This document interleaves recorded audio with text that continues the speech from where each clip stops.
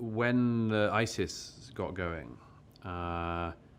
every time they carried out an atrocity, David Cameron, who was then the Prime Minister, would say on the steps of Downing Street, it has nothing to do with Islam and so on. And I communicated through somebody to him that there was a big problem waiting for us all. And the way I said it was, you're standing on the steps of Downing Street saying that a British subject who's beheading another British subject while shouting Allahu Akbar has nothing to do with Islam. Okay, nobody believes you. Okay, fewer and fewer people every time. It's purely one-way street, this. Nobody says, I used to be worried about this, but I'm not anymore. It's just people saying, I'm starting to get worried about this. And the way I put it to the then Prime Minister was one day, again, they'll try to blow up a nightclub, maybe in the north of England, maybe on Ladies' Night. And you can't come out on the steps of Downing Street and says it has nothing to do with Islam, because you've lost the whole bloody country by that point. Okay. We've had some things not far off that scenario since. But this has always been my fear. One of my biggest fears has always been that if we didn't talk about this, and we didn't talk about it properly, and okay, we all get things wrong and we all misstep, sometimes we're bound to, we're humans. But if we didn't actually have a proper discussion about this, one day a really big and bad thing would happen in a particularly painful way. And who has any answers to this? Now, it seems to me the left has abdicated responsibility for providing any answers. The right hasn't been good at all. But after the most recent terrorist attacks in Britain, people were saying, there were some people saying, calling for internment, for instance. I was getting calls from people saying, do you agree with this? Saying, what are you, like that becomes quite fast. 7 people, 8 people get killed. How about internment of everyone who's thought to be associated with extremism? Go down the line on that. I mean, I could see this going really bad, and I've always said this. And I don't think, by the way, the biggest problem is and the biggest security problem is the Islamist extremism problem. That's consecutive governments in this country have said that, Labour and Conservative, left and right. But we definitely also have a problem of the rest of society at some point. People have to be having this out in every direction, and we've been really limiting. I've often said there's also this tendency to sort of say, well, as long as you've got a PhD, you're allowed to talk about this. But if you don't, as long as you've been to university, you can do a little bit. But you mustn't have views if you haven't been to university. Or if you haven't been to university and you have views about this, you're probably a racist. You can't get a good answer to a massive issue like this that doesn't find a way for decent, ordinary people to be engaged and to express concerns about their future and their children's future and their society's future. And we have been, one by one, cutting off people's avenues of approach. It's what the word Islamophobia is destined to do. It's determined, it's created in order to stop people being allowed to talk and engage in a discussion.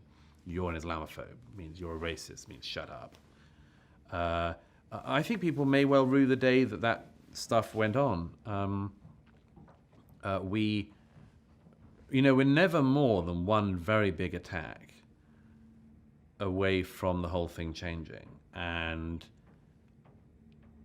if I could sum it up in one way, I'd say this, those of us who engage in ideas like to think that ideas matter. Okay? And I think they do. Otherwise, I wouldn't write, speak, or breathe. But what really changes people's minds is not ideas, but facts and events. And if in the 1990s you warned people about radical Islam and how it could affect their society, not many people were engaged. Kill 3,000 people in one morning, and more people are aware of this. It's the facts. It's the thing that happen. It's events that really change people. So what's then the point of ideas? What's the point of what I do? What's the point of what Ayan does? What's the point of what Majid and Sam do? I'd say it's one thing in particular, which is that you do the groundwork by dialogue and discussion and ideas and writing. You do the groundwork so that when the facts change, your response is decent and informed. And if you don't allow people to do the thinking, you don't allow them to have the information, then when the facts change, you can only have an uninformed response. You can only have an ignorant response. You can only have an ugly response. Because you just shut everyone up for the last 20 years.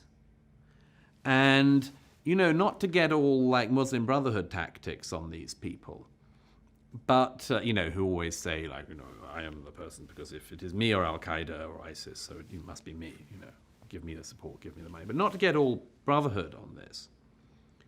But seriously, if this thinking and this discussion cannot be done by me and Ayan and Majid and Sam from different political directions, from different faith backgrounds and religious backgrounds and everything else, from different countries, like, who are the people that you think should be allowed solely to do this? And I can tell you who I think the people are that people want.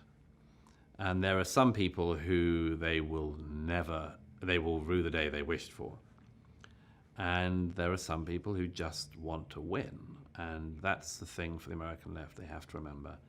A lot of these people are not interested. A lot of the people shutting stuff down are not interested in the facts. They're interested in winning. They're interested in winning their political game. They're willing to do anything to win their religious game. And,